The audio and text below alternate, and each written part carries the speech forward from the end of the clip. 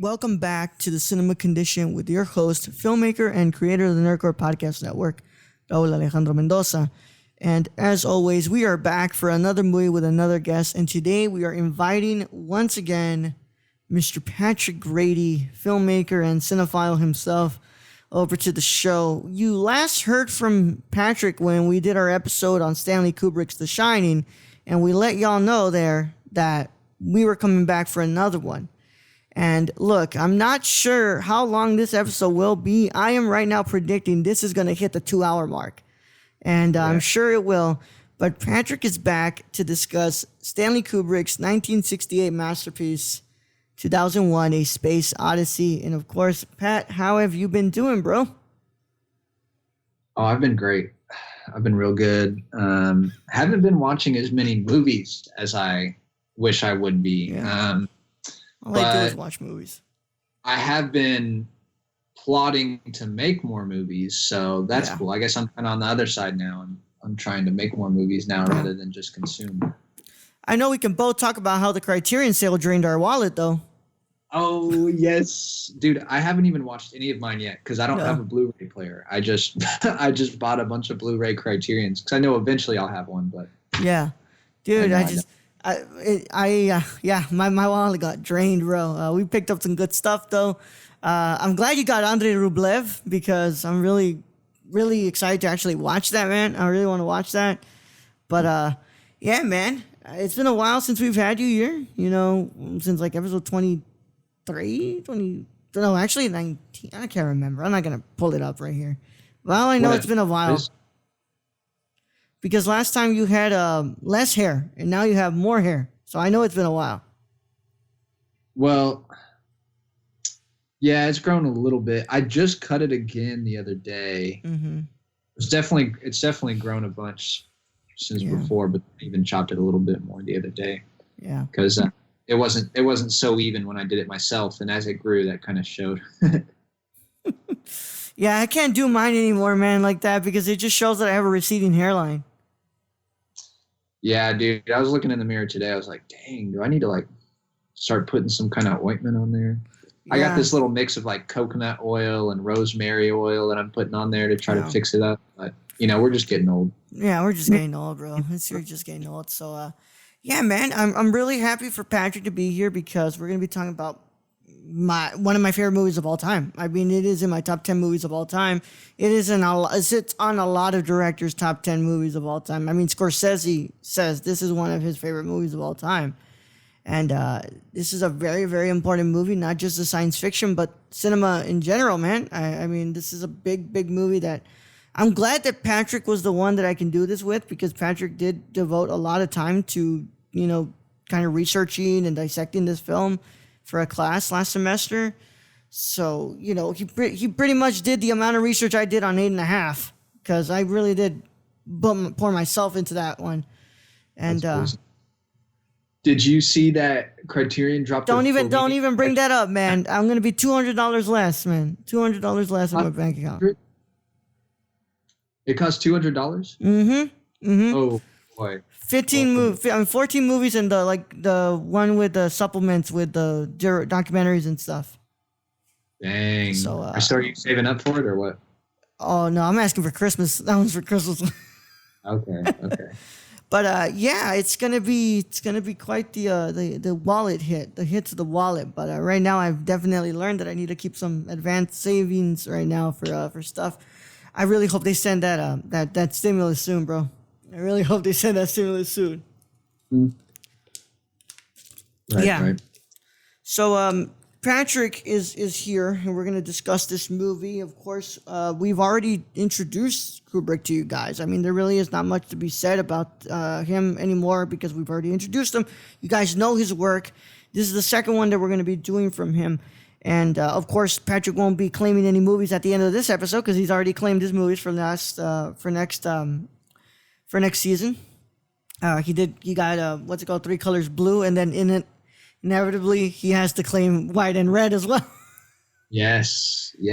I was trying to remember, did I get Ikiru or did I get this? No, did someone else pick up Ikiru? Ikiru was done this season. Okay, someone already did it. Okay. Yeah, yep. How was it? episode. Oh, Good. Fantastic, bro. I could talk about that movie for hours too. Yeah, that one. That's a great one. So if you guys don't know what 2001 is, 2001 is, it's an epic. It's a science fiction epic. And it's about this, ship, orbiting, that's supposed to be orbiting Jupiter because they've heard about a sort of monolith that has been spotted.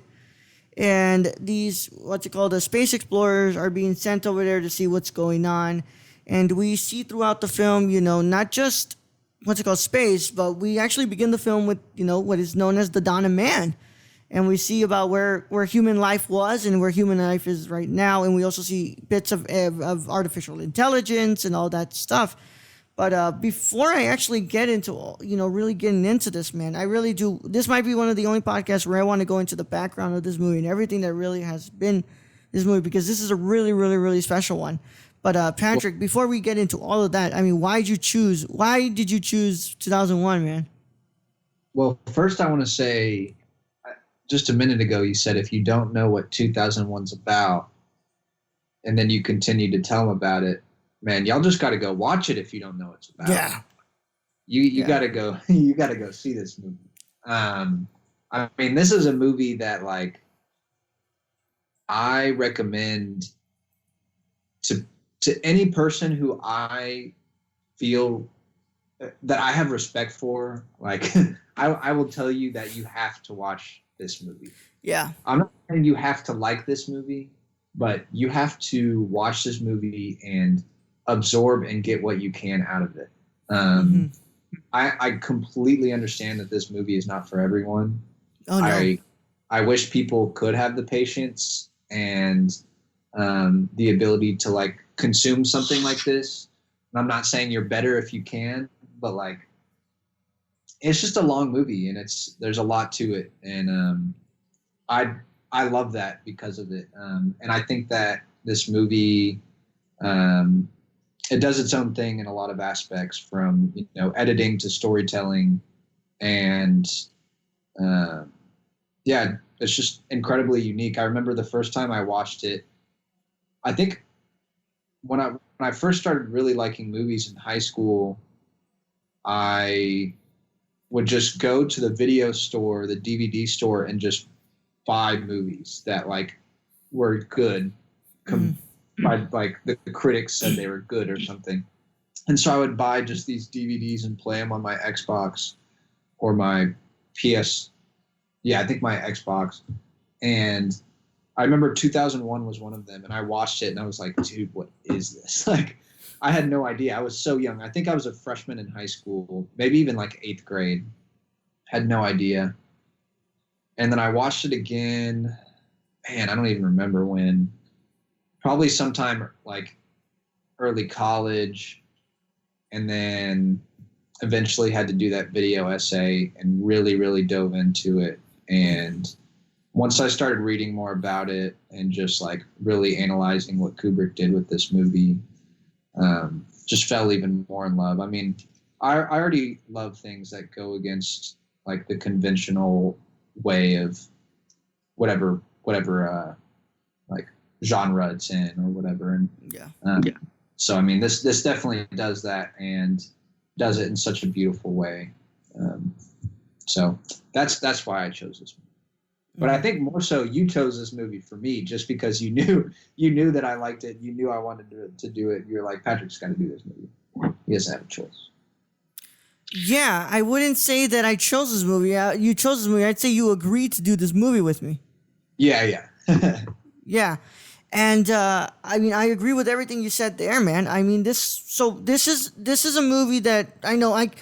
When people tell me they don't like this movie, I'm like, okay, I understand. I understand why you don't like this movie, and I understand why. But what I won't understand is people who don't think it's important. That's what the thing is to me, because this movie, it doesn't follow the conventional way of creating science fiction. I mean, there is no space adventure here. There is no big villain that you're fighting against. There is nothing close to this being the science fiction film that you would think you'd be seeing at the time. And it's marvelous to see what Kubrick was able to make in here. Like, even not just Kubrick, man, because you can't talk about this movie without also mentioning what's it called, the cinematographer, who was Geoffrey Unsworth. Geoffrey Unsworth, who is also more than possibly a big part of this movie as well as Kubrick, because this movie is not just a storytelling.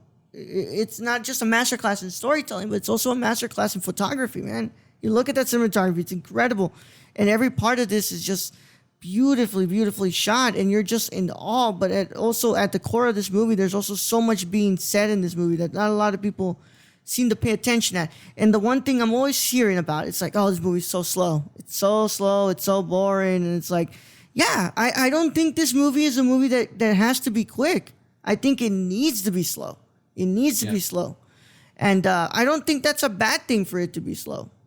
And, it's funny that I brought up, Fellini in the beginning, with 8.5. And, I was watching an interview with Fellini and how he said, at that time when he was talking about, the power of the television and how, they've become more of a impatient audience. And, he said, the TV remote really made us impatient and really had us okay, if we weren't grasped in 5 minutes of watching what was on the TV, we could just switch on over and we could go to the baseball game or the basketball game. And, Fellini said that that's really created a very impatient society.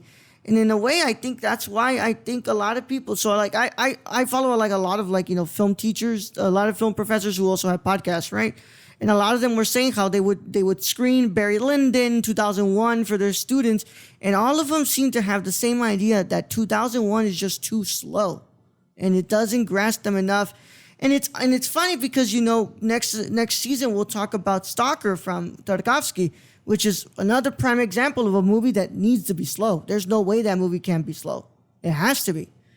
And I think that this movie is not just, important to science fiction, but, you watch this movie and you're like, I can't believe they made this in 1968. There's no way this could have been made in 1968.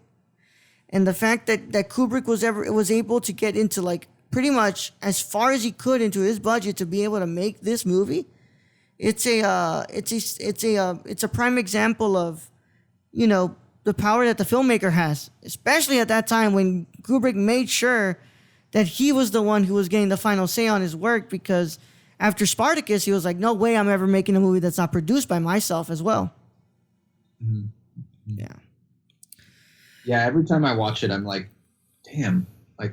I think to myself, yeah, this is 1980s something, right? Yeah, and then I look back, damn, 1968. It's wild. Yeah, and the people didn't like this when this first came out. No. Yeah. No. I could see that. I could see people walking out of the theaters for sure. Oh yeah. When oh man, I hate that his name's leaving my brain, but in the second sequence, the main dude, Dave. What's his name? David. Yeah. What's it called? Not Dave Bowman, not the astronaut. Frank? No, not Frank Poole. It's the Haywood. What's that? Haywood. Floyd. Yeah, Haywood Floyd. Yeah, I could see just so many people walking out during that long sequence when he's going from that first spaceship. I think he gets on maybe one more. Yeah. And then finally gets to the moon. It's the long what is it? What's that song? The song. Yeah. And I'm sure people walked out of the theater at that point. They're like, man, what's this slow ass shit? Yeah. But I love it. I agree. I think it definitely has to be slow. And I'm sure we'll go more into that later as. Yeah. And it's also a film that has been pretty much analyzed for centuries. For decades, man. Everybody's been trying to find the meaning. I remember, so at our college dining hall, the one that we always go to, where we have a lot of conversations on movies, one guy was there who was really into movies, and he sat me down when we were talking, and he said, "What have you seen 2001: A Space Odyssey?" And I said, "Of course, man. It's the movie that made me realize I wanted to be a director. You know, it was Django and this one that to me it made me realize that, I want to make movies." Right. But I said, and his next question would be one of the most interesting things I'd be asked, which I didn't really have a concrete answer to give him. And I don't think I'll have a concrete answer today on my analysis of 2001, man. He asked me, "What do you think the movie was trying to say?" And I sat there with probably the biggest confused look. I was like, I can't answer that, man.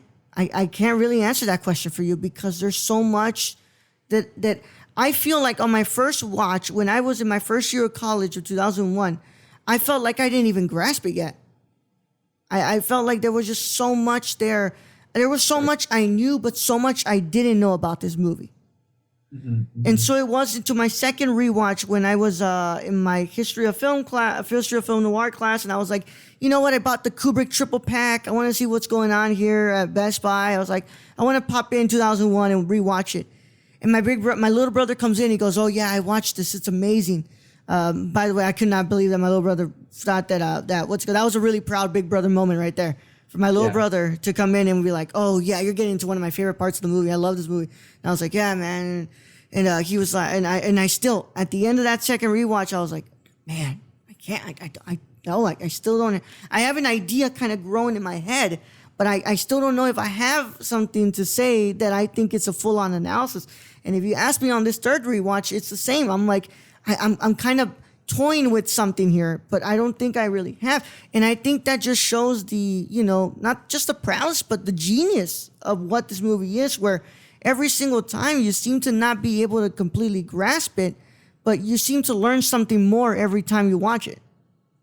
You definitely learn something more, and definitely like even just this conversation now, I'm like, yeah, I'm thinking a few more things about the movie and just the way that he puts it together. He knew what he was doing, and he did it how he wanted, and he did a great fucking job. Yeah, man. So I don't think we can start, fully analyze. I mean, this might be the only one where we go. I say like, let's just go straight from the beginning to the end with this one. I think we have to, because if we don't talk about the dawn of man, I don't think we can really have the audience grasp with us what this movie really is trying to say. So the movie starts, of course, with, in space, and you see the plan with like 2001: A Space Odyssey, a Stanley Kubrick picture or whatever, right? By the way, the movie's going to be good when you just have a black screen and you have the score playing in the background without any single thing in frame yet. Yep. Mm-hmm. Yep. And it does that one more time after the intermission. It's like, you're about to enter into some stuff, man. and it's so after that we kind of cut into the African jungles. Not really jungles, more like a desert-ish, but it's I couldn't remember what it was said on the Wikipedia. There was like some African Sub-Sahara or something. And we see a bunch of monkeys. And, what is supposed to be the original form of us as humans that we evolved from basically apes and primates. And they seem to be, just doing their daily stuff. And one of them, they start to get really restless when they notice what we would know to be the monolith, which would then again, it corrupts them, and they start, freaking out, like, what is this thing? And they're trying to find out. But they find a bone, and what's the first thing they do with that bone? Well, they use it to kill each other. Mm-hmm. Yeah, and right. I want to go ahead and get you started here, man. The dawn of man, we really do see the early beings of civilization, and we're seeing what it is. But I think the most important thing you really have to analyze here is what the monolith does to the primates. Right. So let's go ahead and get started with there. Patrick, what do you see with that? What do you see with the monolith disrupting these primates? What do I see with the monolith? You think it's like early stages of human curiosity, or? Right. So, yeah, I see it as, um, God, I think you can see it in so many different ways. I know. We have to But try though. yeah, yeah. I think I see it most as like a catalyst. Yeah, a little catalyst for like, hey, monkeys, it's time to move on now. It's time to get a little boost, kind of like like a little stool when you can't reach something. You put it under you, and now you can reach it. And you've achieved your goal. You've gotten your object, whatever it is. Yeah. Because you're right that monkey, just before they find the monolith, the a rival chimpanzee tribe comes in and steals their watering hole, and they're ran off. And that night, the monkeys are all huddled together, and they wake up, and there's the monolith. And then next scene, one of the monkeys finds the tool, and he starts banging it around, figuring out like what he can do with it. He starts hitting bones and seeing that he can cause a little destruction. They get some meat, and they fuel themselves, and then they go off and they win their watering hole back. So I definitely think that monolith is like a little stepping stool for them to like. It's there to tell them like, hey, like it's time to move on. It's time to advance. It's time to find a new way to like achieve your goal or evolve in a way. Yeah. Yeah, and it is a catalyst in a way, but it also is the first step to these primates really starting to find some curiosity here. So Right. like you said, if it wasn't without the monolith and the bone coming in, those monkeys would have found a way to be killed by the rival tribe of monkeys that were there. And once again, Kubrick is also doing something really smart here.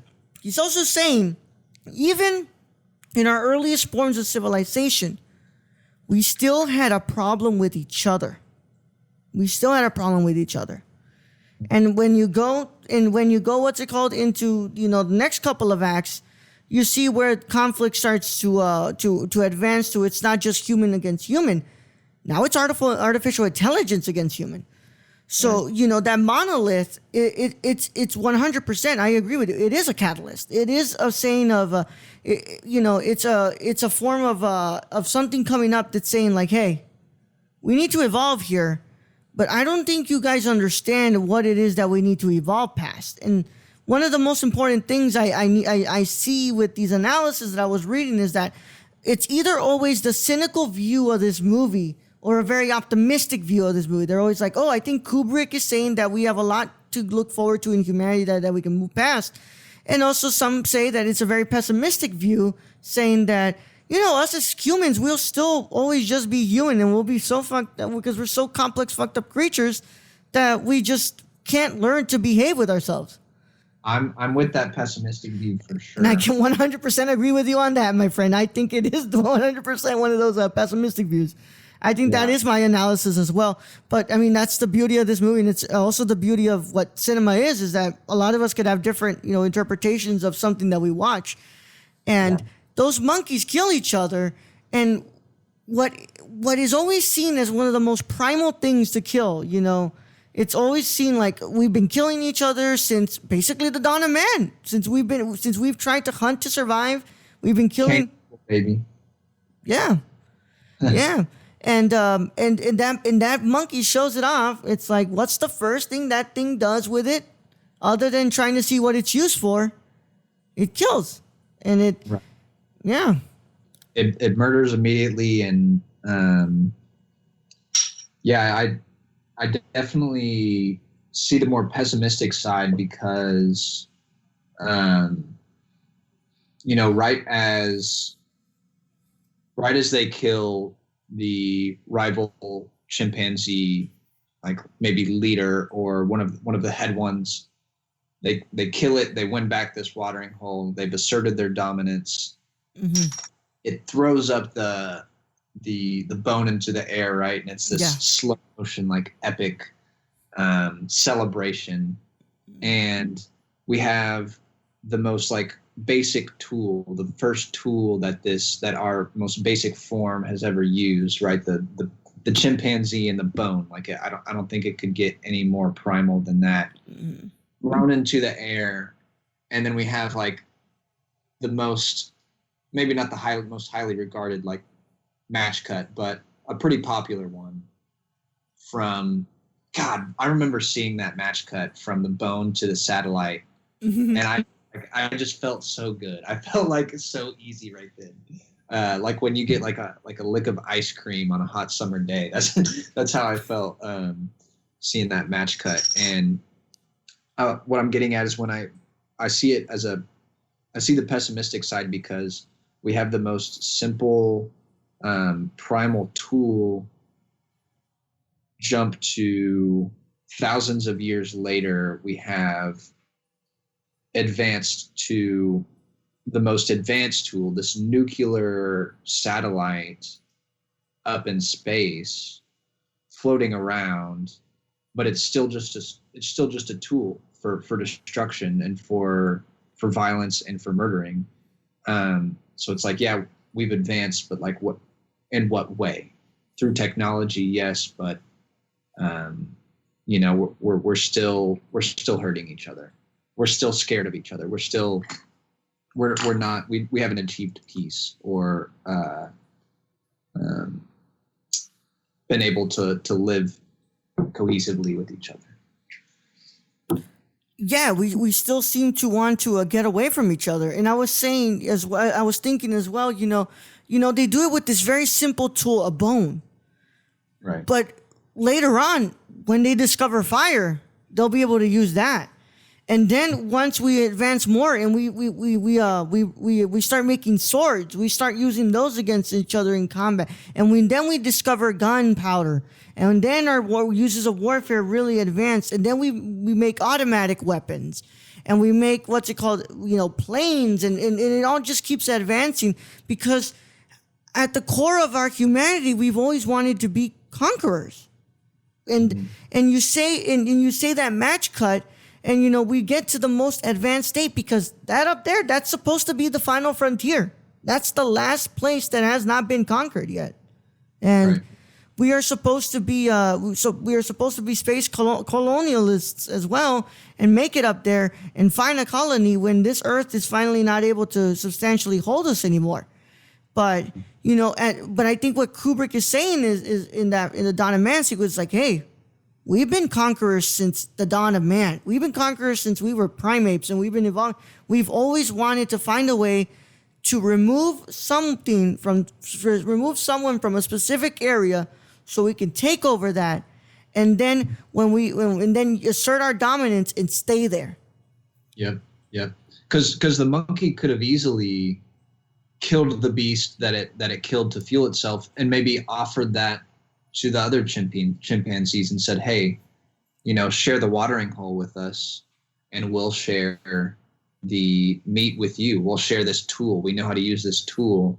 Look at this. But instead, they immediately went to conquer and to kill and to make enemies rather than a peace offering. And maybe that right there was Kubrick just saying from the start, yeah, you're right. Like, we have just wanted to take someone and remove them from that area forcibly, rather than with some sort of peace offering or a trade,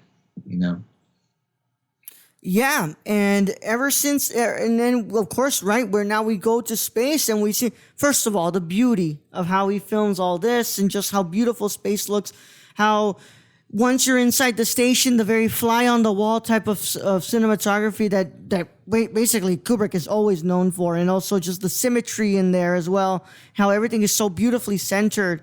But you also see, and one of the things that this time around that I really grasped onto, because when I always screen Interstellar, I'm always like, think about Interstellar as probably the modern version of 2001 in a sense. Even though the Interstellar is very, very different from 2001, But there is one thing that stands out to me in this third rewatch of this movie compared to when I watched Interstellar. Because, of course, if you know, there's that one painful scene in Interstellar where Matthew McConaughey cries when he's hearing about the fact that his son has a son and everything, and all this life that he's left behind. But when Dave goes in to make his call, he's like nonchalantly not caring about hearing from his family, like, hey, hey, how you doing and stuff. But he's like just sitting there, kind of like, like if he's like as if he's glad to be away, to be thousands and thousands of miles away from them, in a whole other space of existence, dude. Like.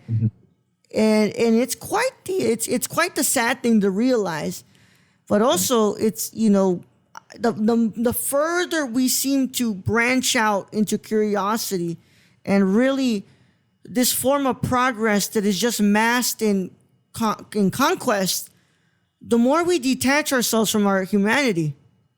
Right. Exactly. Yeah. The more into this. Innovation and like you said, just wanting to conquer and rule and advance, we lose that sense of humanity and intimate relationship with family and friends.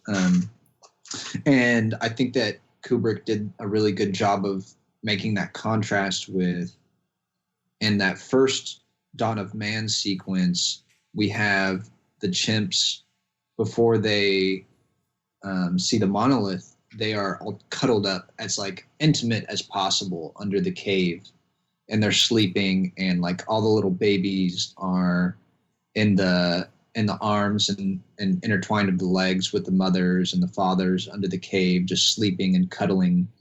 And then the next one, we're in space and we're traveling away, and Dr. Floyd is having that FaceTime type conversation, which is so awesome in itself that Kubrick did that so long ago. I mean, that wouldn't be a hard thing to like guess that's going to happen in the future, but I just think that's cool. But yeah, he's in this FaceTime call and he's like, hey, sweetie, sorry, I can't make it for your birthday. Like one of the most important days to you, to my child. Like I'm out in space working and conquering while you're aging and getting older and, becoming not a woman yet, but like growing older and becoming a little girl rather than a toddler. And then it even goes further, and he goes, where's mom? And mom's not there. It's a babysitter or like a nanny that's there. So it goes even further, and it's like, okay, even the person that is on Earth is separated from her daughter. She's like out working or shopping or with friends or something. So it's like the family's completely split, and they're in space while one is, at home, or in space and on Earth, but none are connected. None of them are with each other. So it again, I feel like this whole movie, that's why I'm with the pessimistic view. It's like we've advanced, but where have we really gotten, like have we lost that connection, that human connection through these advances? Are we really gaining that much? Yeah, we seem to lose something every time we advance, And if you look at it from the dawn of, like, what's it called, since we keep advancing through civilization until we get to space, we take over these lands. We remove people from these lands. Then we create a border, an imaginary line that we say anybody who crosses past this line is seen as a criminal. And when we're just all just inhabitants of this one big Earth, that even at its core, we don't seem to understand the land that we're in. We don't understand it at all. And if that's any view of where we are going towards with space, we won't even be able to survive in space. And yeah, we keep going, we keep losing a sense of humanity every single time we make another big, advancement. I mean, look at those smartphones we got in front of us, man. How many people do we see when we get on Twitter and Instagram? just straight up being dicks to each other for no reason. For no reason. I mean, that's a lot of what's. We don't have to dive into that whole conversation, but I mean, that's like a lot of what social media is like just getting on people's asses for different things, and hey, this person did this, we need to cancel them, or this person did this, like we need to stop going to that store, and that's why I've tried to stray away from that stuff. We don't need to get in that conversation. Yeah, but I'm just saying, it seems that with every technological advancement we make, there's something that we sacrifice with it, which makes you think, what is going to be left to be sacrificed when we do reach that time? When we do get up there and we do finally start living amongst the space colonies, we probably won't. Let's be honest, a couple of more generations after us will probably be the ones who live up there. But what will happen when we get there? Right. Will there just be one specific race of people up there because we won't learn how to live with each other anymore? And there just seems to be, will the idea of the family not even be present anymore because the work will consume them the most, and there won't even be time for families. As you can tell right now in our modern society, that seems to be happening. A lot of families, a lot of children grow up with their mothers and fathers coming home for about at least 3 hours to interact with them, and then the rest of the time is spent sleeping, so that way they can wake up the next day, go to work, and take the kids to school. It's not a surprise when you hear that kids spend more time with their teachers than they do with their parents. Right. And I definitely have more to comment on that, but there's some stuff that I want to get through, and then at the end I'll definitely have some things to say about that, but I want to wait till the end because I think the movie wraps it up well with those statements. I think you're right on the nose. Yeah. And so of course we keep moving on. We see, the daily life of the people on here, like they still do exercise, by the way, that's just incredible, the way that they're just running around the whole thing, and then of course when she gets on the platform and she just turns around and she goes back into this other part, and of course the famous shot of them walking through the through the hall of the spaceship with Dave in his red famous astronaut outfit, and of course you can't keep going through this movie without bringing up the beauty of just the way this all looks and how visually appealing it does look, even though it is a very, very scary thing to kind of come to terms with, because this is one big station up in space, which it makes it even more terrifying when Hal lets go of the other guy and he just keeps going, because you don't die when you get cut off and you start floating around. You have to wait to die. But the worst part that is more scary is that you're alone throughout that process. At least when you die here on Earth, your body is found and you get to be buried. But when you're up there, you're just floating among the just absolutely darkness. Dude, can't imagine. Spaces, I can't imagine that. It's a very anxiety-inducing thought, don't you think? Yeah, very, very much so. Yeah. But yeah, I mean, with the advancement of technology in this movie, I agree. You just see us advance to a point where we keep losing touch with what we take pride in day to day, like family and relationships. And I found it really interesting. Like, same thing. Dr. Floyd, he arrives like at the beginning. He has this conversation with some other doctors and some Russian doctors. I like that scene, by the way. I kind of wanted to point out. I think there's an interesting parallel between that scene with the doctors, the Russian doctors, where he talks about like what's happening on the American space craft or something, because they're a little suspicious, and they said that phone lines were down or something. I can't remember exactly what they say, but and he's like, oh, I can't tell you. I can't disclose that information. And I saw an interesting parallel between like that and the Dawn of Man scene when it's like the two battling like congregations of chimpanzees when they're battling over that watering hole. I thought that was interesting. Still human versus human, or chimp versus chimp, and we've advanced 2,000 years, but there's still that tension. And then I love how at one point you notice he speaks to one of the doctors he's a little more familiar with. And he says like, hey, how's your husband? Hope he's doing well. This is while they're out in space, of course.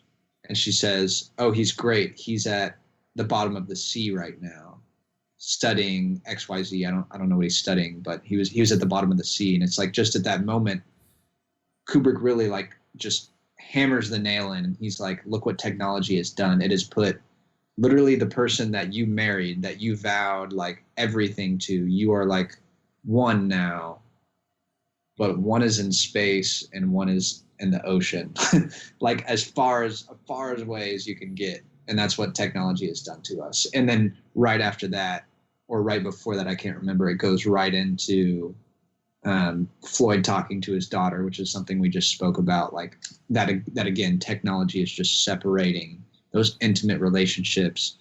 And then we go into Floyd transferring to the moon from the larger spaceship, and he's being fed food, but the food is like juice boxes. It's like fish in like liquid form. And so we've lost that intimacy with family earlier on, but now he's losing this intimacy with like food and nutrients, which is something we take so much pride in our cultures. Being able to cook and spice it up and think about our family when we're cooking whatever it is we like to cook. And, we think about how our mom used to make it this way, but instead Floyd's just traveling across space, and these waiters are wearing these weightless boots, and which is awesome as well. Beautiful to see Kubrick do that. But he's being fed these like juice boxes with different nutrients, and again, just losing that intimacy with food, I think is Kubrick just nailing it on the head with that technology and that innovation and evolution. We're just losing that intimacy and that humanity that we keep speaking about. Well, yeah, I mean, how you look at it in the sense of today, man, a lot of our conversations are happening over the phone, especially right now during our times during this pandemic. How many of us are having Zoom calls? How many of us are having Skype calls? Like, you have no idea how much I'd rather be doing this in person than over a Zoom or what's it called, a Skype call. Like, it's just, that's why, I was supposed to have another guest on this show next season, but I said I can't do this one without you being in person. Like, I don't want to do it over the call with you. Like, it just doesn't feel right. But, we keep on getting detached with every single one. And I wanted to keep going forward, man. And I want to get, because, during all this, we still hear about the monolith. Oh, it's the monolith that was present during the apes. With the apes, and you go to this remote planet where it's supposed to be, and this sequence is one of my favorites, because if anybody comes to me and they say, I never pictured Kubrick making The Shining, and I couldn't believe he would do horror, that scene in that planet when they're going to the monolith, that's straight up horror. That's horror. You're right. Yeah, the music in the back, creating this ominous type of feeling where it's got you on edge, asking, like, what is it that they're going towards? What is it? Like, what is this going to look like? What is it going to do to them? Dude, that's a scene straight out of a horror movie. That was 100% a scene straight out of the horror movie. You're right. Definitely got some goosebumps during that scene. And again, like, what is it that they discover the monolith? They're hanging out. They're, really in a trance during this. They're like touching it dramatically and wanting to take pictures with it. And then it jumps to, there's that screech, and all of them are holding their heads and freaking out. And it jumps to boom. Now we're on our way to Mars, right? Jupiter, because then they find out that there's another one in Jupiter. Right. Yeah. I think so. I'm Yeah. Well, after that is when all the stuff with Hal starts happening, because what's it called? Then we start seeing the what's it called when they grab it, and then all the lights start to emit after it and stuff, and they start asking Hal, what's it called? What was up with that? You're supposed to be the most intelligent life form right now. And, they're like, okay, well, sometimes stuff gets read wrong. And they're like, okay, well, 18 months later, we find out that, hey, there's another one by Jupiter. And now we're being bound by there. And then we get into possibly one of the most interesting parts of this movie that I like to always talk about. It's the whole essence of artificial intelligence here, man. And how sometimes our curiosities do have consequences. Because... Hal so first of all, he's the 9000 unit, which is supposed to be the most advanced unit that we have in this film. And, us as humans seem to think that these machines aren't smarter than us. But we seem to find out every single day that our phones can do something that we didn't think they would do. I mean, for the longest time, I didn't know with the original iPhone that if you press the home button to shut it down, to shut the home button to close it, what's it called? The volume down, and then the home button that used to be right here. If you press it down, it would completely reset your phone, so that way it would turn back on, and it would, save it from being dumb and stuff, right? When it's giving you trouble. Yeah. That phone was, that was like the iPhone. Last iPhone that I had was like the 7 Plus.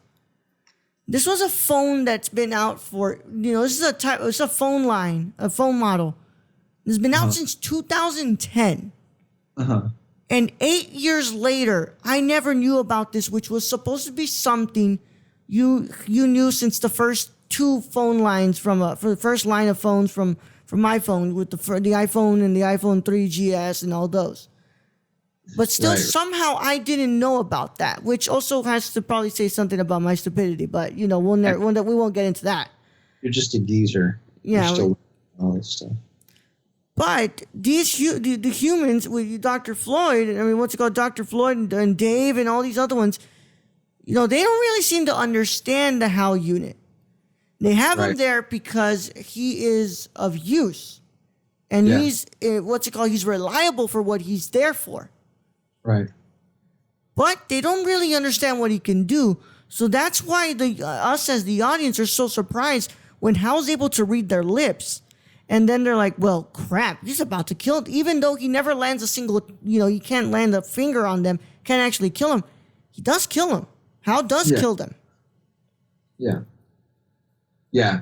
Hal's definitely like one of my favorite characters. That just crazy. There's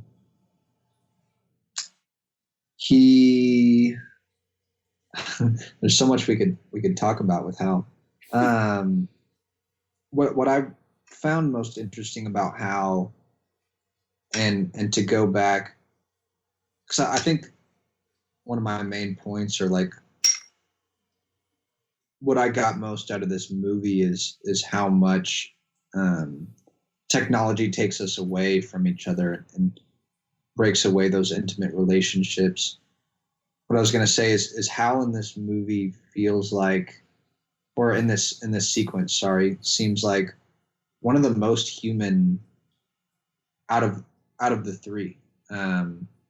He's constantly stating these opinions and thoughts, and he states that he's scared and that he's curious, and the whole time, like, these astronauts don't really interact with each other very much, and unless it seems like they have to. But Hal the whole time seems like one of the most human. And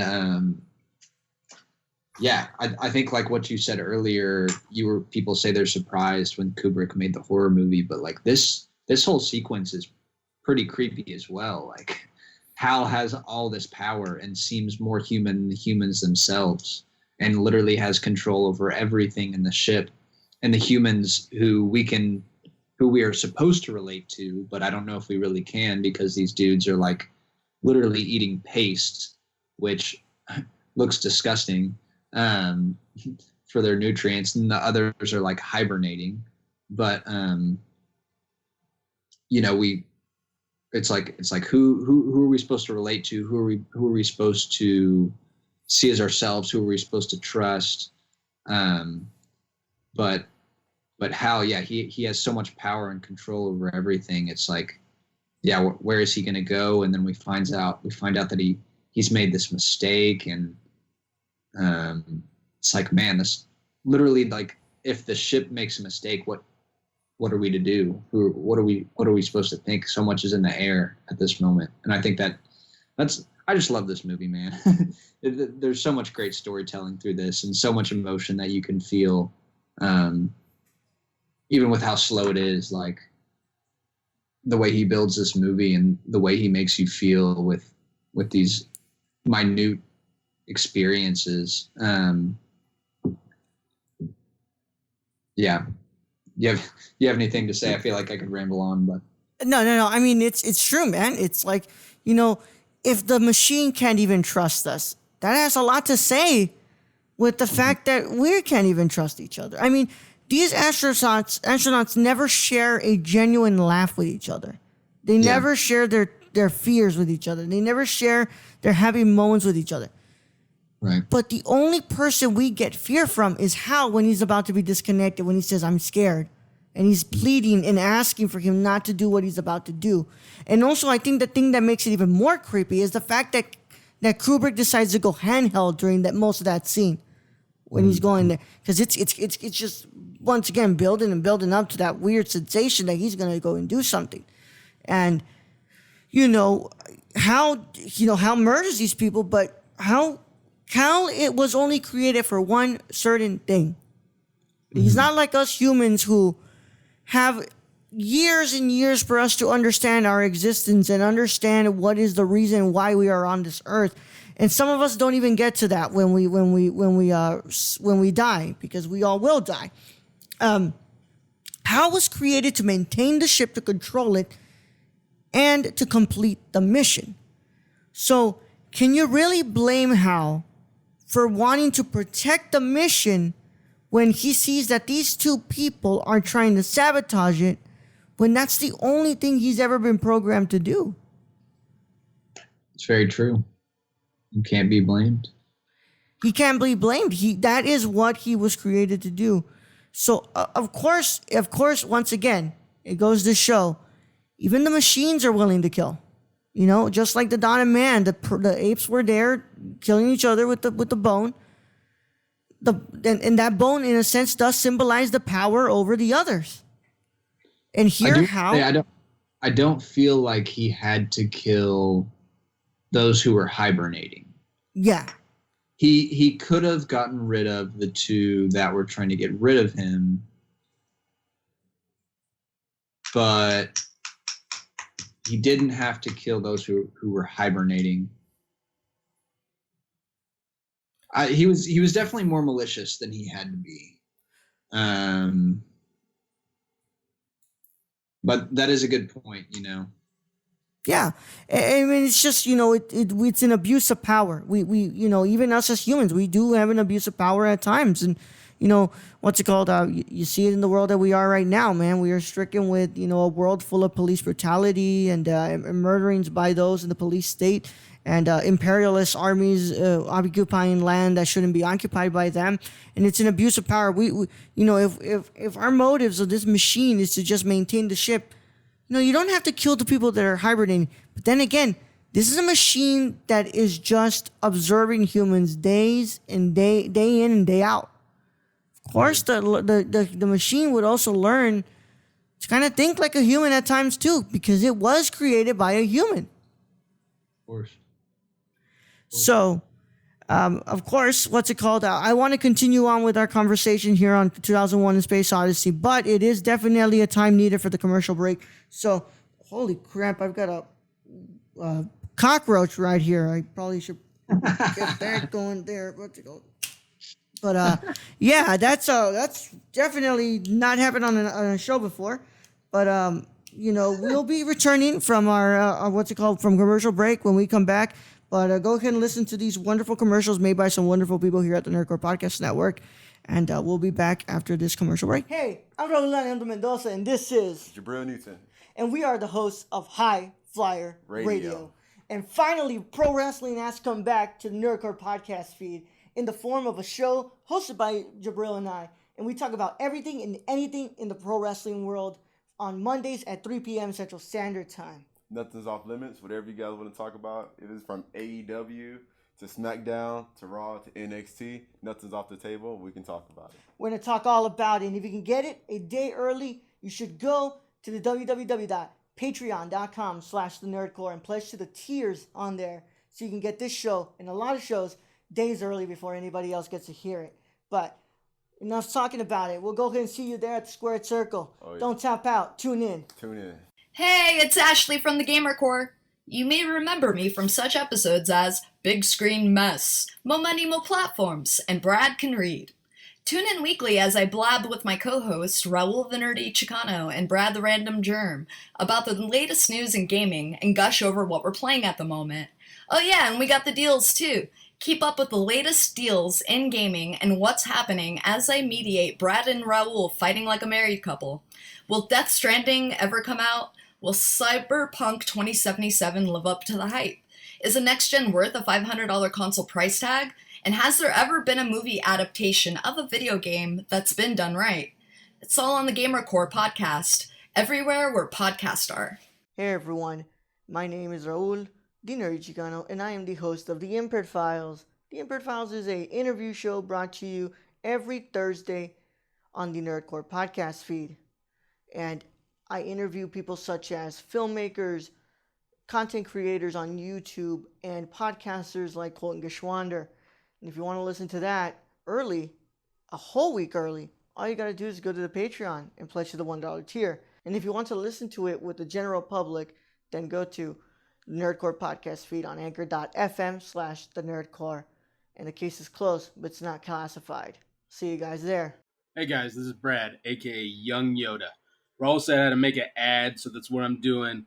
It's supposed to be for Unstructured, but as you guys know, you can freaking catch me everywhere when it comes to this podcast feed. You can find me on the Nerd Cores, on Gamer Cores, on Nerdy Chicanos sometimes when I get lost. But for this particular one, I want you guys to go check out Unstructured.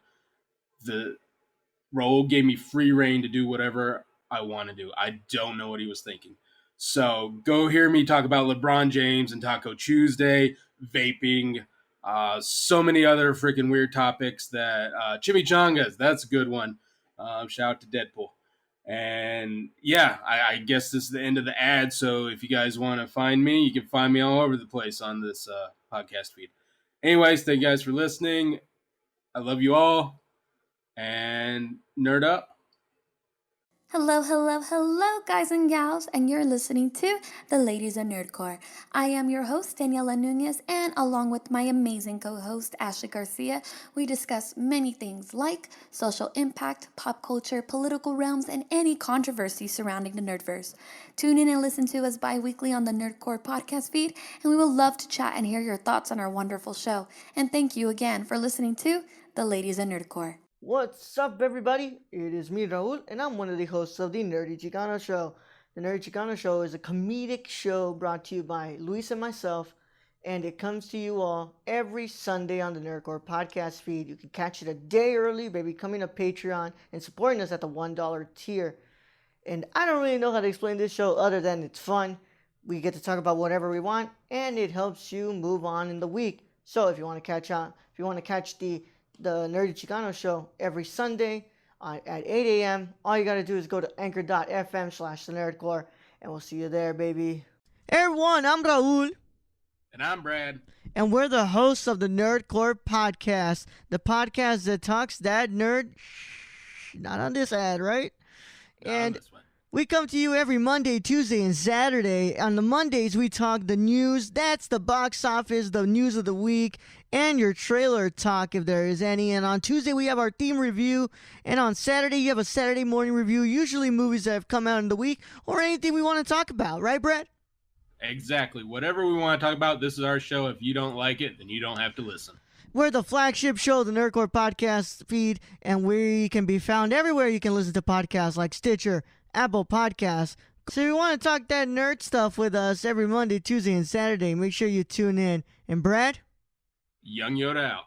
All right, you're back from break, and we're here with the Cinema Condition, and we're still talking about 2001: A Space Odyssey, but I want to thank you guys for listening to those wonderful commercial breaks because they're made by a lot of wonderful people who work really hard on those podcasts, even though right now a lot of them aren't really in production because of a worldwide pandemic. And if you didn't know we were in a pandemic, then you've probably been living under a rock or something, or yeah. But I want to say thank you guys for listening to those. But if you want to listen to more of those shows, you can always go to anchor.fm/nerdcore. That is anchor.fm/thenerdcore, CORPS.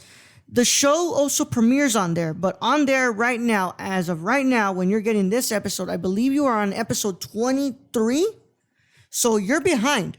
You're behind on there. If you're listening on that feed, you are behind. And if you're on this feed, the Cinema Condition feed, then you are up to date. So I think you know which feed you want to be listening on. But it doesn't matter whether you're listening on there or listening on here. I'm glad you're listening. But make sure you leave a rate and review on your Apple Podcast or Stitcher page on the anchor.fm/nerdcore because it really does help us out. So with that being said, we're going to get back into our conversation right here. All right, Patrick, we're back and we're still talking about HAL here, HAL 9000, which by the way, it's crazy how Kubrick makes this thing so creepy with just a red dot, you know, like when he cuts the leash from that doctor, from one of the astronauts, and how it's the what's it called edit that keeps on getting more and more and close, and then it cuts to the thing being unleashed. It's like, you know, it's crazy how not just the editing, but just the way that Kubrick really establishes like, yo, this machine just killed someone. Right. Yeah. Right. So before so scary being tumbled around in space, that vast emptiness. It's yeah. I can imagine. Yeah, and you know, of course, what's it called? Gravity would end up doing something with that later on. You know, that's another great movie. I'm a big fan of the space movies, man, and freaking Gravity is just another example of it. Because you watch that movie, and you really do see that Cuarón took a lot of inspiration from 2001: A Space Odyssey. So, Right. Before we kind of finish, I'm sorry, Patrick, were you gonna say something? I was going to say, you have a crush on Cuarón, right? Bro, anybody who knows me knows that I'm a big fan of the Three Amigos, bro. They're my favorites. But you know, who are the Three Amigos? Alfonso Cuarón, Guillermo del Toro, and Alejandro González Iñárritu. Oh. Yes, the Three Amigos of Mexican cinema. The three goats to me, man. Yeah, Cuarón is one of my favorites, and you know, of course, Alejandro is my favorite director of all time, and Beautiful is my favorite movie of all time. Which, by the way, guys, nobody has chosen that movie, and I don't think anybody wants to discuss that movie with me. But you sit with yourself. I can't do an episode by myself, man. That's not what this podcast is about. Nah, you'll be the fourth Mexican great though. That's for sure. It's your Thanks, legacy. man. Thanks, man. That's my legacy. So before we move on from HAL, I do want to talk about that scene where Dave does unplug him. And we were talking a little bit about it, how, you know, Kubrick really does go handheld and it really does kind of, you know, introduce that creepiness in this part. But just there's also something else that, you know, we didn't bring up. But the genius in the sound design of the it's like, wow, like every time I hear that part I get chills, like throughout. It's not just even in that scene, but before that it happens as well. It's just that chills. It's like we're hearing him breathe like so deeply, but it's not just hearing him breathe, but how it sounds from that suit he has on. Right, yeah, just the heaviness of like being in his head and experiencing like right there with him. It's like when you can hear someone breathe, you got to be damn close to him, you know. So really experiencing that moment with him and that tension. And I'm pretty sure Kubrick just recorded that himself. Like that was his breath. I wonder. Yeah. No, I'm pretty sure I read that somewhere that he just like, he's like, man, I'll just do this myself and I'll breathe into a mic for 10 minutes. Like no big deal. No big deal. Slap that on top. And I mean, that's as simple as you can get. Like, you know, a film student could do that, but yeah. Kubrick did it and added it with some amazing visuals and amazing story and worked really well to get those goosebumps on your skin. And yeah, agreed. That sound design's incredible. And then getting into like, you know, the way Hal reacts when he's unplugging all those like glass discs. Very creepy. Yeah. And I think that may be one of the moments that I feel like I don't really know what exactly was going on, you know, when he dies and he starts singing that song, and it was like his last little swan song, and then Dr. Haywood Floyd comes on and talks about the mission or something. I think that's one of the moments that I feel like I've never read or researched or understood exactly like what was going on in that moment. And then maybe that's what was intended, is just like that confusion and that tension. Yeah, it makes for a really creepy moment when, you know, he's unplugged, and of course the voice keeps getting lower and lower, and you know, he keeps saying, I'm like, I promise I've learned from my mistakes and I won't do that ever again. And he's like, I'm scared, Dave, please. But in the most creepy voice, right? I'm scared, right. Dave, please don't do this. I have learned my... And it just keeps getting lower and lower until he starts singing that song. And yeah, that always does kind of strike me. Like, I'm like, wow, like, you know, what's really the song for? Like, you know, it's kind of like weird. But, you know, a lot of movies would end up taking that whole trope of it with the machine doing the song, because the only one that can pop into my head, and yes, I'm bringing up a movie that's absolutely terrible. I don't like this movie. The one that I can remember is Age of Ultron, Avengers Age of Ultron, when Ultron gets, you know, the first one gets killed, and he's singing that song of, you can't get strings on me. And it's like, yeah, it's like even, so after 2001, what's it called? That kind of gets adopted as like, oh, have the machine sing a song. Have the machine sing a song. But I guess that kind of goes back to like you talking about how, you know, Hal is so human because it was made by humans. In the end, it's just human. And I think that's what it goes back to, is I think Hal states that song was taught to him by his creator. And he goes back to, like, you know, one of our most human things is just, like I stated earlier, like food and culture and music. And in this case, like a song, music, and him just singing and expressing, like, you know, that humanity alongside Bowman and his ability to feel scared in that moment. Yeah, I think a lot about during that sequence how much Hal feels more human than the other two characters in that sequence, or the other two characters who are active in that sequence. Of course, we have those who are hibernating. Yeah, they don't do anything.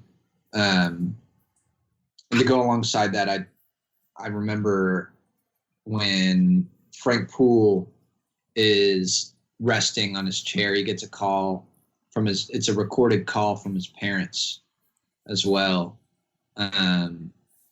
Similar to when Dr. Floyd was calling his daughter, except earlier when we haven't advanced to the point where we're going to Jupiter, Dr. Haywood Floyd was talking live, right, with his daughter.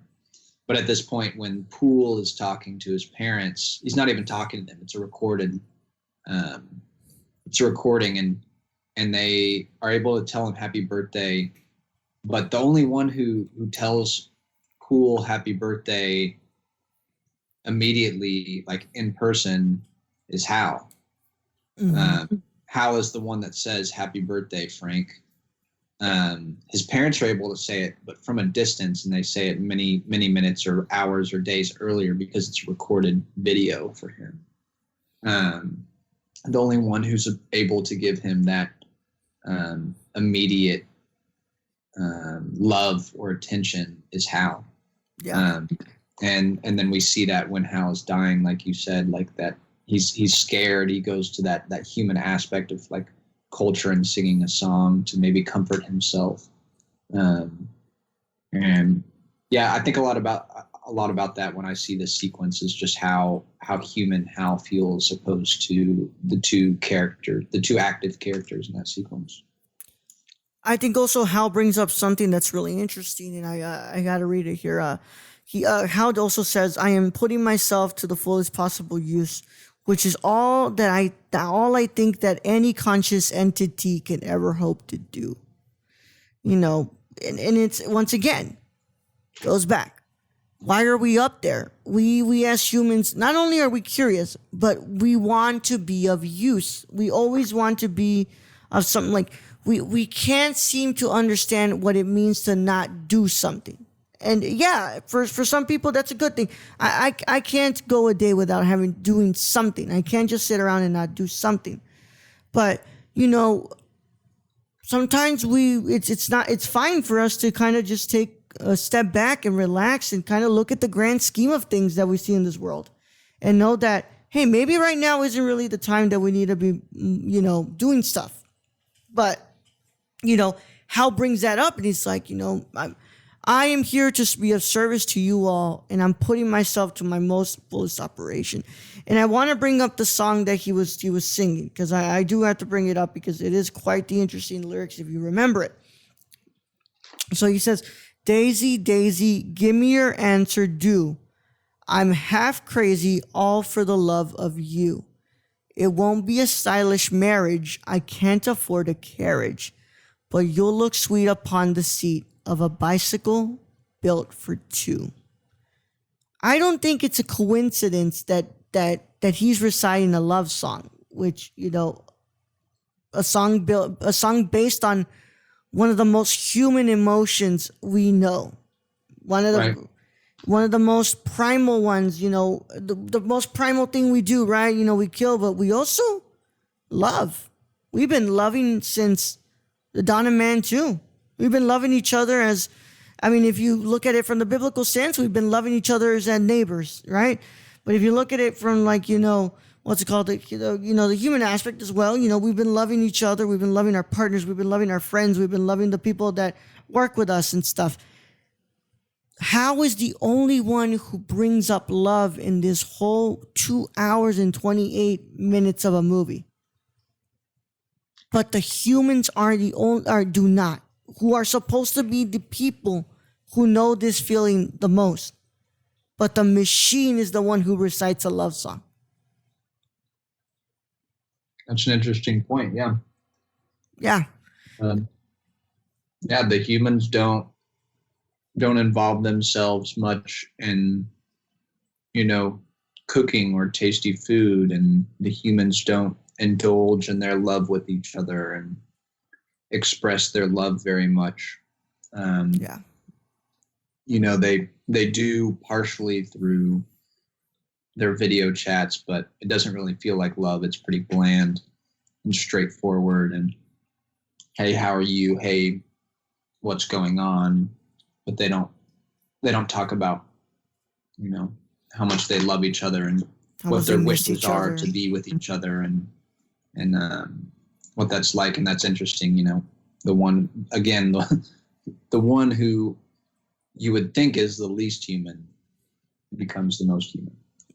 Exactly. And, you know, they never once tell each other, hey, I miss you. I really want to see you. I wish I could just leave from this pod and go back to Earth and see you and stuff. Like, there's never that instance in here. It's always just like so detached from each other and so desensitized, as if we're not even human anymore. We're the ones who become machines, and we've lost track of what we were, you know. Even though what we were has always been that primal, feeling in us. But at least deep down in us, we've always had love in there, somehow. Right. So after all that, of course, they go to Jupiter to go find that next monolith. And probably one of the great...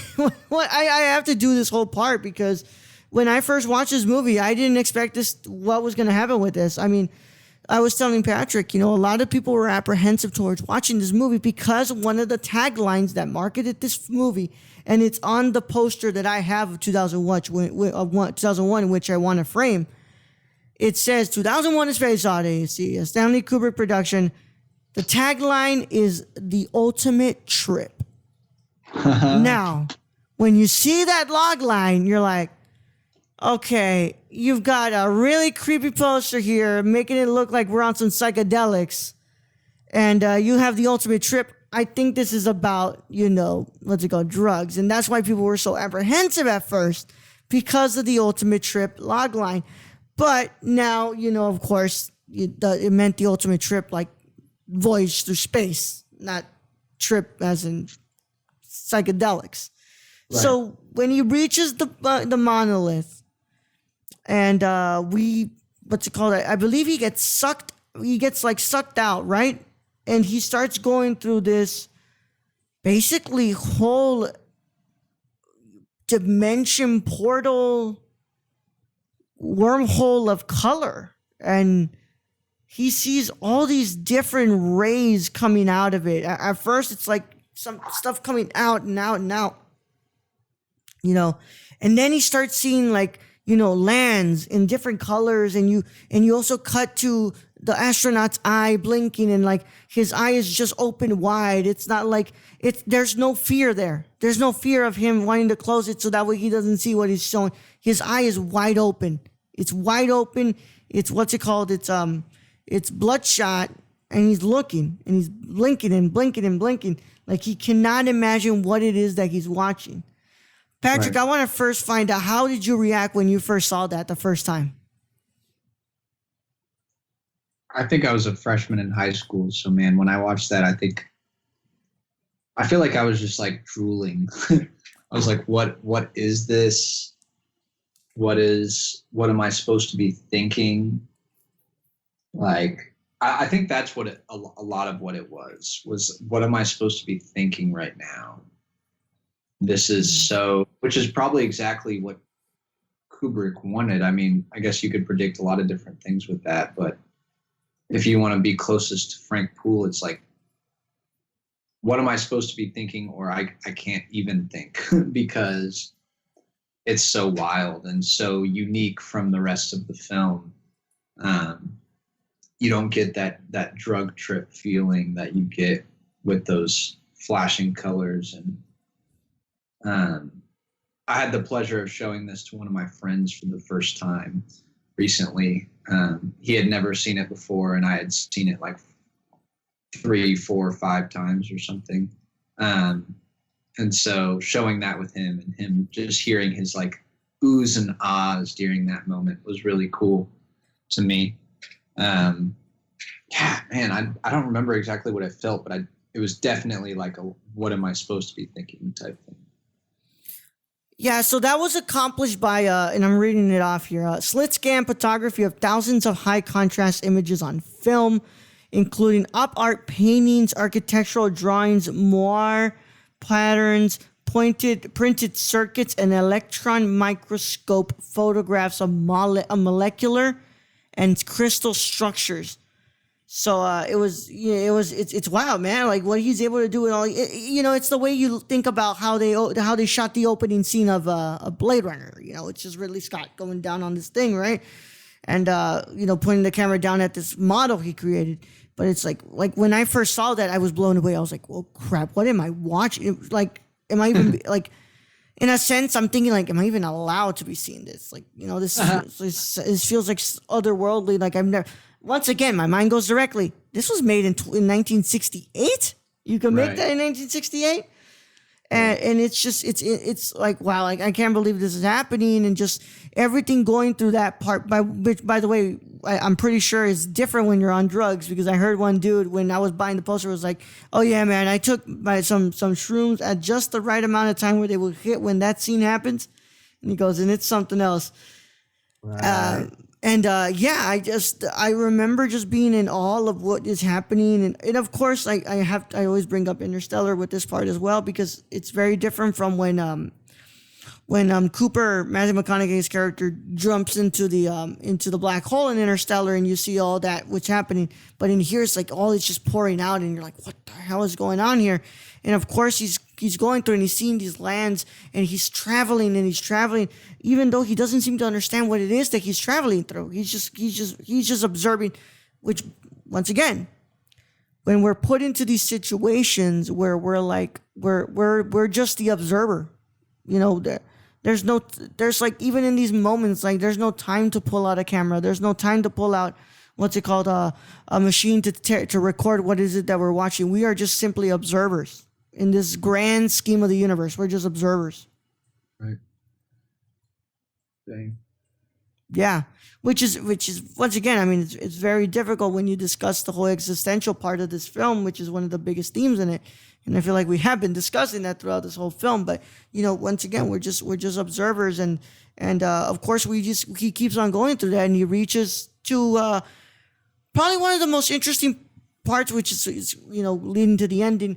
I still don't understand why you would choose the neoclassical type of set in this part, but the doctor, the astronaut, he lands in this room. The monolith is there, and he enters this room where he sees an older version of himself, and he's dressed in this very neoclassical type of getup, and he's eating. And I want to hear your take on this part. Yeah, there's a lot there. So we have. When I first saw it, I just thought heaven. This dude has reached heaven, I guess.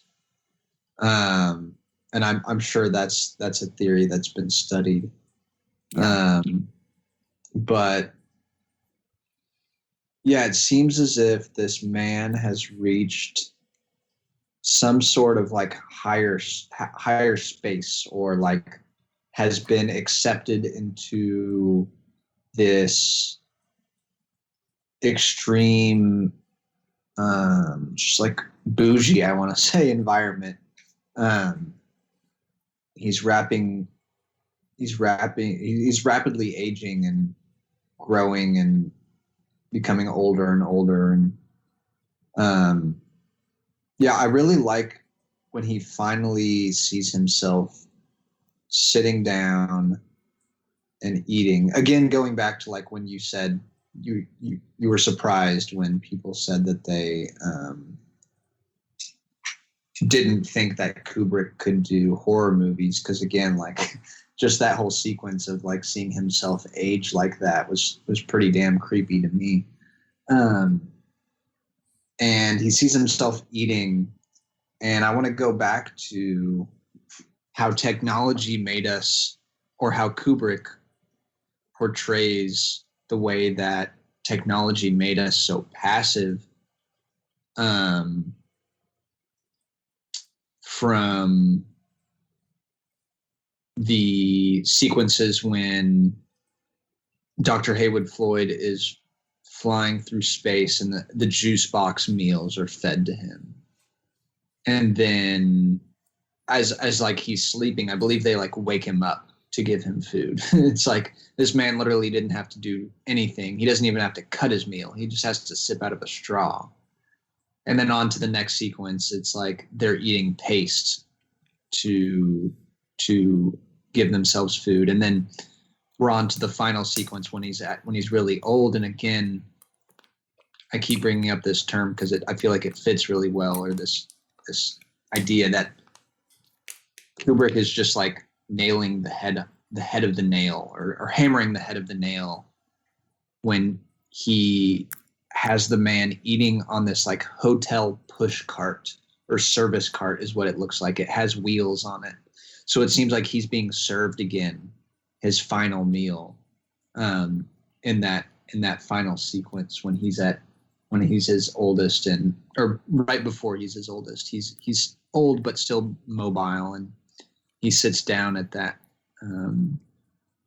like hotel service cart is what it looked like to me, or something similar. And he's sitting there, you know, eating his food, but it was given to him passively through something. I don't know if it's like some crazy alien or what, because it's something crazy in space. But yeah, again, it's just like we have advanced to this point when we've lost touch with that creation of like energy and food. And I always found that interesting. Yeah, do you have anything to say about that? Yeah, my take is completely different, man. I don't think that's heaven, bro. Yeah, and I don't know. I think that's straight up hell. He's alone. He's aged and he's alone. It shows that we've grown. So we keep on going and going and going, and our curiosity keeps going and going. And look where it gets us, man. We're so detached and we're so alone. We're eating our final meals. We're sleeping alone in a bed by ourselves, and we're aging away, and we're just dying.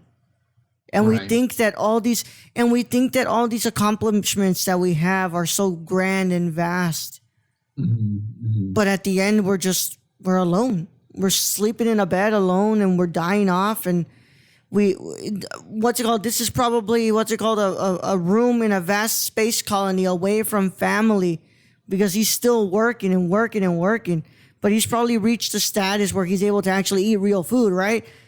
But what's it all for if we're just right there alone? And of course, I'm not saying your take is wrong. I think it's also a really interesting take that I'm hearing from you, because we've gone they went from sipping out of a straw to this elderly man eating.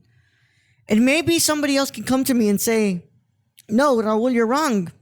That's him seeing his deepest desire of being just back to his classical roots of being human, and not having to deal with this, space travel, being so far from home. He just wants to be alone back in the neoclassical times and eating meats and stuff. But I think it's just us once again being reminded that we shouldn't be like Icarus in the Greek tale. We shouldn't go flying too close to the sun. We should always have some form of feet on the ground to remind us of what is important in our lives. Because then we end up like this man who's just aging away, dying, and there's no one beside him on his bed, sleeping with him. There's nobody to check up on him. Food is being given to him by probably some extraterrestrial life, because humans are probably minuscule now. Like, you really start to think about it, and that's where I think the biggest theme of existentialism is here. It's in the ending. It's in this final sequence. But what do you think about my take? Yeah, so I'm definitely with you. I don't think I agree necessarily that it's heaven. I think I just say that because I associate, these bright white colors with heaven so much. Yeah.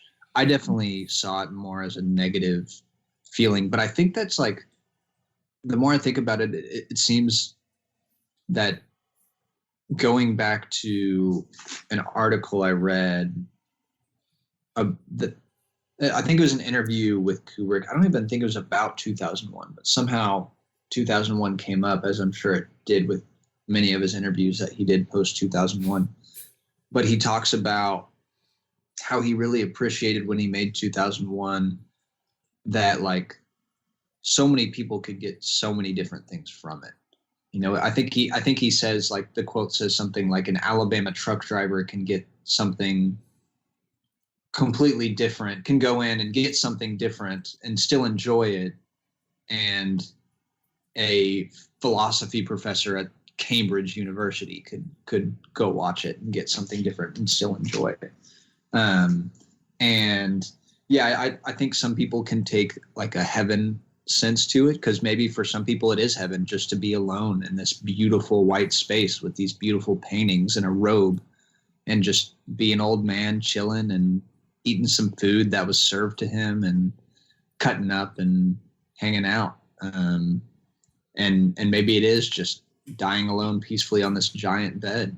Maybe that is heaven to some people. To me, I agree with you. I think it is a little more hellish. I don't like to be alone like that. I do appreciate myself, and I do appreciate my time alone, but at the end of the day, I want to be alone, or I want to die and end my time with the ones that I love and the ones that I care for. And I want to be able to have some sort of like experience and relationship around me, rather than, this pristine white architecture and something that looks so pure. So I'm with you. I think it is a little more hellish to me. Yeah. And then just the way the makeup team made the person look, just like he literally looks like he's just on his last days, looking like he can't even catch a single breath. And yeah, I could also understand if somebody made the what's it called, the argument that this is more purgatory as well. It's like, wow, like this guy just cannot catch a break anymore. He's seen it all, but now he's being kept in this one place, secluded, and he's just not dying, even though he looks like he's on his last days, but he's just not dying at all. And I can also see the argument for heaven, man, the new heaven. And then it's just like, wow, because those white colors, they do kind of give me that sense too. But, also you go back to Dante's what's it called, the Divine Comedy, right? And the most inner part of hell is not even hot. There's no fire. It's cold. It's incredibly cold. And what's the color of snow? White. So, I don't know if Kubrick was a fan of Dante or not, but, whenever I think about that, I think about Brad, who always brings up that inner work of hell, but I also think about Carrera, who was always talking about, like, Dante and how Dante's work, Dante's Divine Comedy was so, important in a lot of these movies that we see, and, like, there's so many references to it. But, it's like, this now, we get to the final part, which I think is probably the one where we truly try to bring the whole thing together. So we cut and we're out. We're looking at the earth and we're pulling back, and we see a uterus, sort of like a baby inside a womb, overseeing the earth. And right. With the of course the incredible music in the background. I can't remember the name of the song, man. I think it's the Blue Lagoon or something. Yeah, it's the what's it called? The blue. It's not the Zarathustra. It may be. I get the two mixed up. I'm sorry. The Blue Danube. Okay. The Blue Danube. Yeah, playing this awesome epic music as it closes, and we're seeing the baby look at us, and of course it fades to what's it called, the Stanley Kubrick. This film was produced and directed by Stanley Kubrick. So I want to kind of get us here, our final part of this analysis, and really just what that ending means. And I think this is probably the part where Kubrick is speaking directly at us. He's saying, we are conquerors, we are colonists, we have explored and we've done all this thing. We lost our sense of humanity. We detached every single part of us. We have forgotten our family. We have forgotten what food tastes like. We have done all these things. But at the end of the day, we're just human life, and we are so minuscule compared to this vast universe. The feeling that we are, the idea that we are more important than another group of people, as one race thinks that they're more superior to the other, when we're so minuscule. We're this pale blue dot, like Carl Sagan said. We're this pale blue dot in this vast universe, and we are just so small. And we feel like we are this big thing that revolves around the universe, and we're looking down on Earth like as if we're the important ones. Interesting. Yeah. So I had a different take. Give it to me, baby. And I think for me, it's this whole film was just building on the idea that technology is separating us from humanity, and technology is taking away in our innovation, and our progression is stripping us of what made us human. and what made us so special and unique, and the things that we love are we're just forgetting about, because we, like you said, we want to conquer and we want to explore and we want to own everything that we can possibly own. And I think that Kubrick, through the ending, is saying, like, okay, you've gotten to this point, you've advanced so far, you have finally reached that point where you have conquered space, or you have explored space. Here you are, you have met the ultimate monolith at the end, right? That black square, that godlike reach that the old man does, the old bowman does at the very end, kind of like the Michelangelo reaching for God, yeah. And he reaches for the monolith, and then it cuts, and he's the fetus. I saw it more as like maybe kind of the opposite of what you're saying. Is I think that it's Kubrick saying, like, we have advanced so far, we have conquered and met the highest being.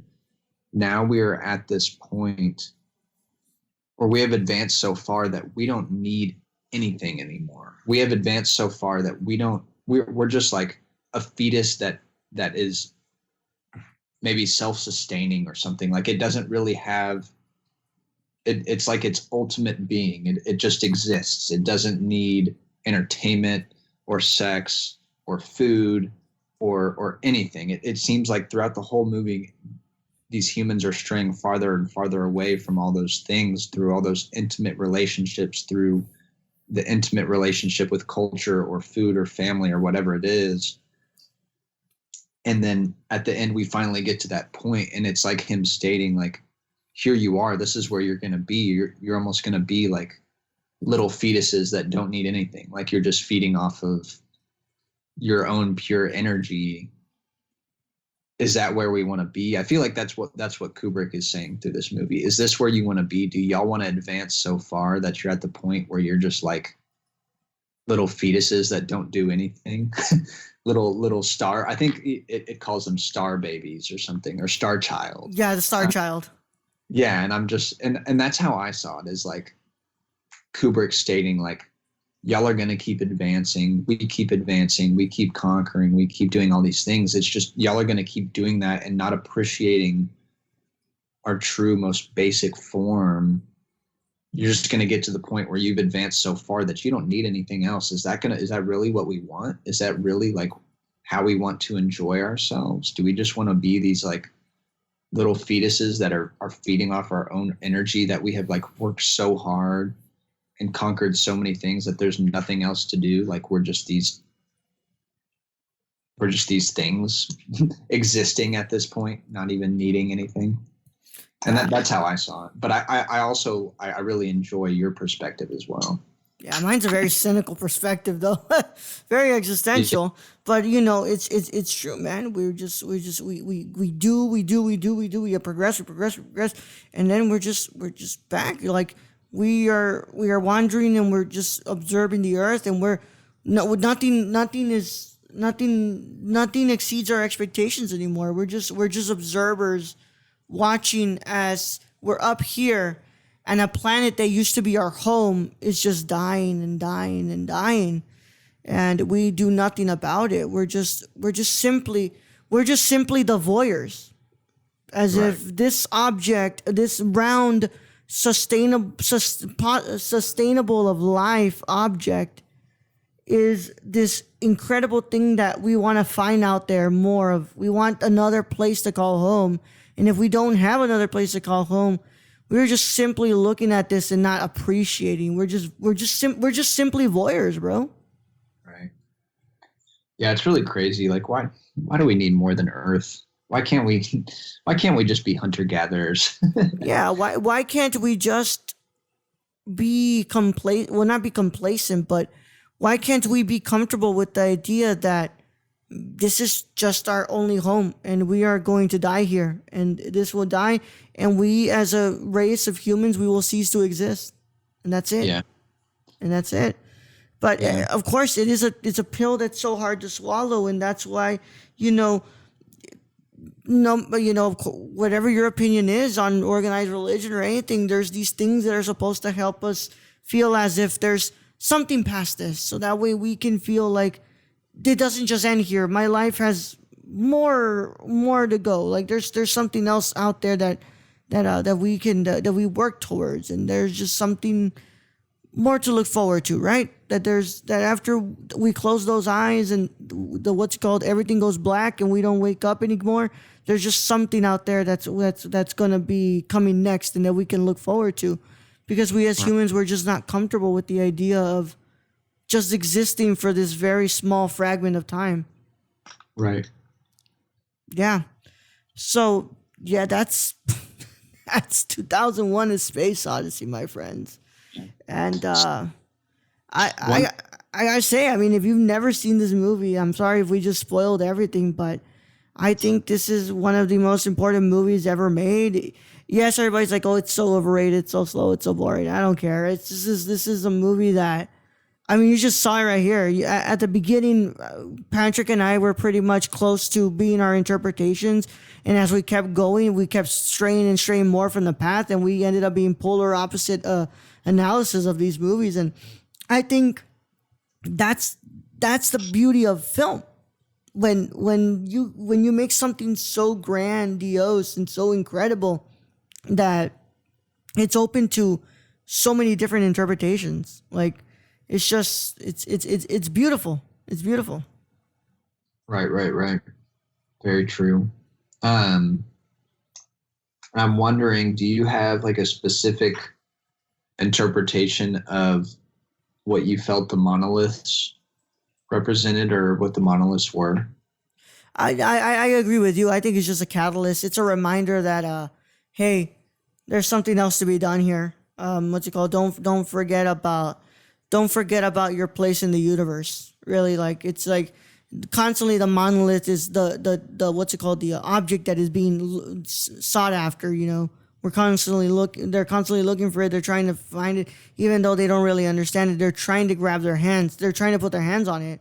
I think it's just it's the object of desire, which, if we were in a film theory class and we were talking about how the object of desire is so very important to the story sometimes, how, it's this larger than life thing that we seem to overextend sometimes, and we make a bigger idea of what it is. But I think that the monolith is, if the monolith is God, then that's also an interesting take on it. But I think it's just this object that we keep going towards, and it's just representative of our goals as human beings. Right. Yeah. What do you think?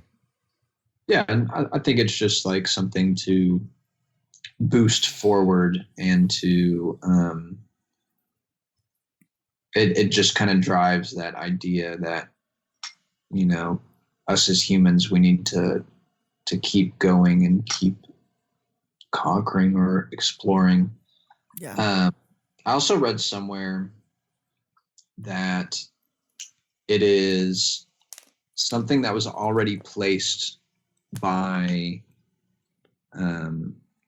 aliens, and it's like the aliens' way of communicating to themselves the point where humans are. So it's like it was placed there by aliens in the dawn of man, so that once man finally finds its tool and interacts with the monolith, then it like beams back to the central, like their central home.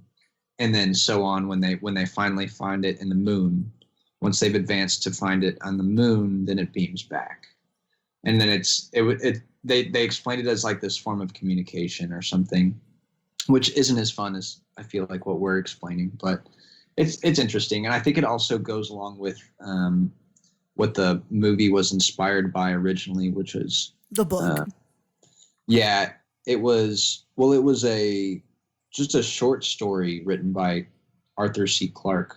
Mm-hmm.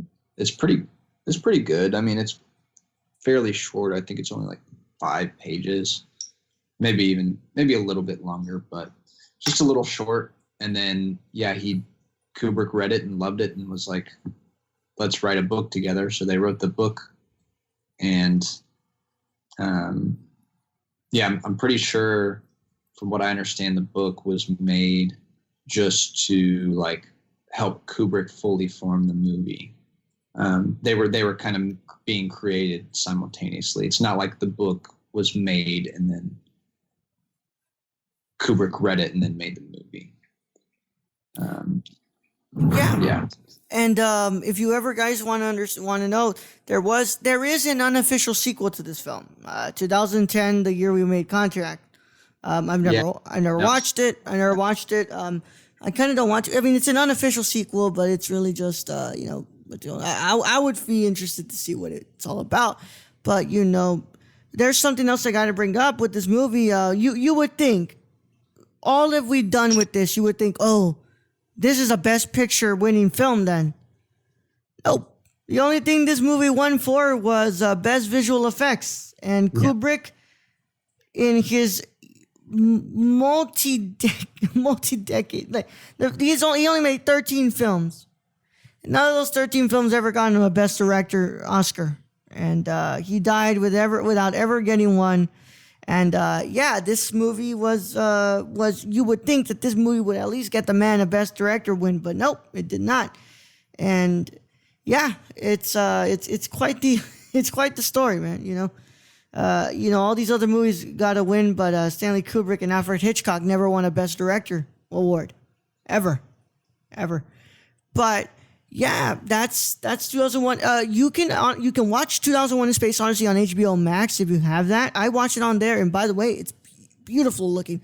But I gotta give it to you guys. You guys need to buy this on 4K because I am looking at my Blu-ray copy and I'm saying, I love you so much, but I want to buy the 4K copy bad.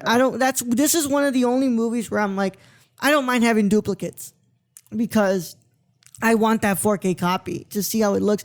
I'm so sad that I didn't get to watch this film in the theaters when it was re-released, and they were showing it in our city, bro. They were showing it, and we did not get the chance to watch it.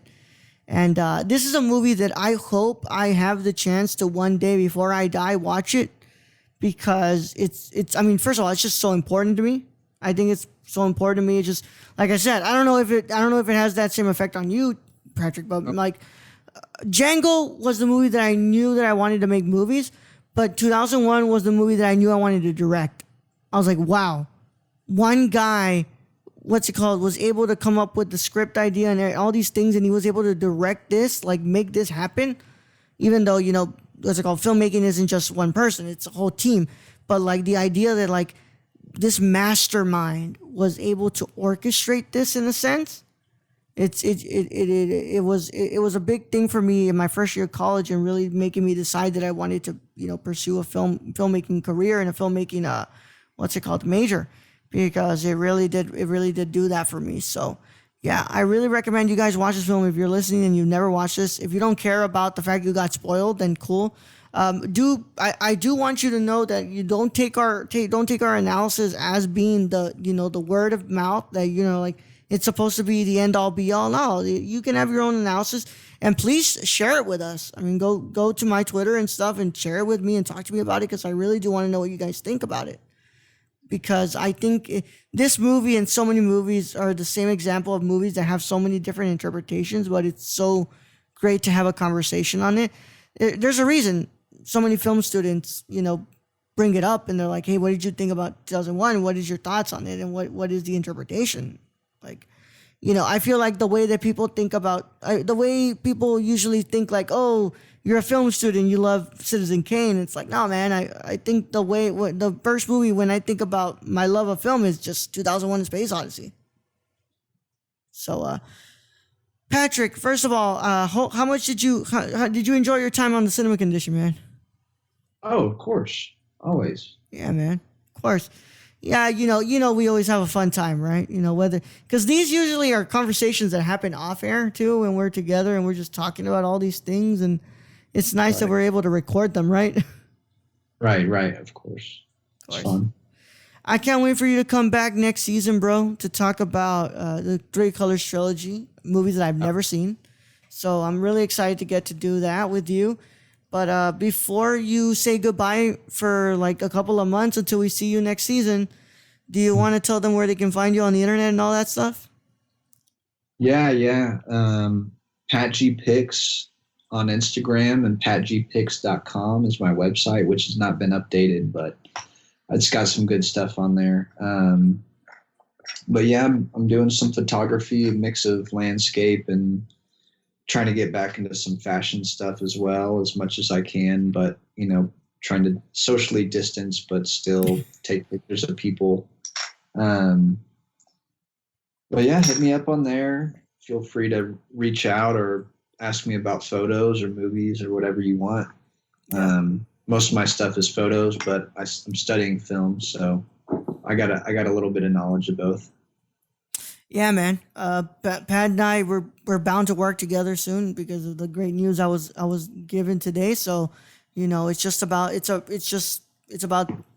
gonna be time. It's gonna be time soon for us to be working together.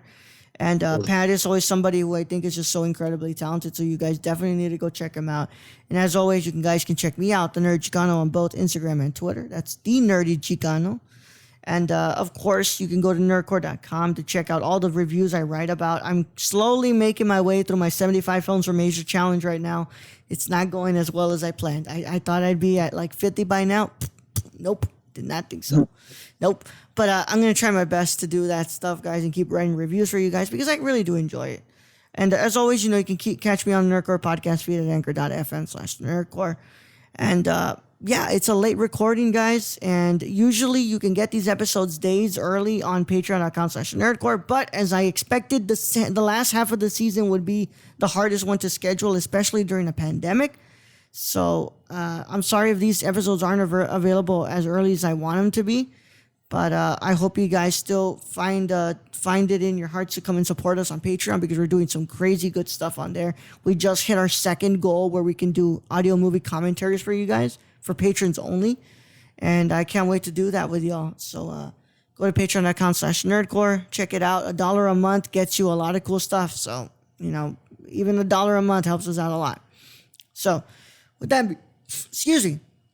being said, I'll see you guys next week. Well, not see you guys. I'll be back next week when we invite Alejandra Escutia Angulo again to discuss 2012's Les Miserables, and we get one episode closer to the season finale. But without further ado, go watch 2001: A Space Odyssey, my friends. Please. I mean, there's just... you just heard us go a whole 2 hours, man. You heard us go a whole 2 hours. There's no way you can't just not go watch this movie now. So go and watch it and have yourself a good time, y'all.